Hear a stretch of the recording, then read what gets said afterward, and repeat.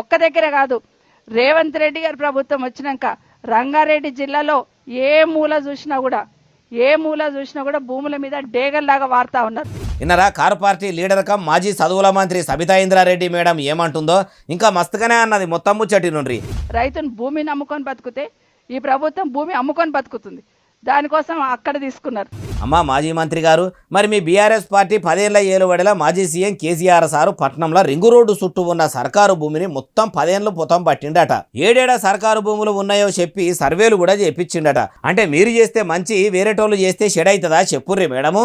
అయినా 10 ఏళ్ల మీ ఏలుబడిలో సర్కారు భూములకు సూటి పెట్టిండ్రని చెప్పే కామారెడ్డి దగ్గర పబ్లిక్ మీ మాజీ సీఎం కేసీఆర్ సార్ను కూడా కానలేదా? అసోంటిది ఇప్పుడు షెయి సర్కారు భూమి అమ్ముతుందంటే ఏమన్నట్టు? ఏ సర్కారు వచ్చినా ఇట్లా భూములు అమ్ముకొని పైకం పక్కకేసుకుని ఉన్నది కాబట్టి రాష్ట్రం ఇట్లా ముంగడికి పోలేక వెనక పడుకుంటా ఎనుగుల చిప్ప ఎనుగులనే అన్నట్టు ఉన్నదంటుర్రు ఏ ముచ్చటిన్నోళ్ళు.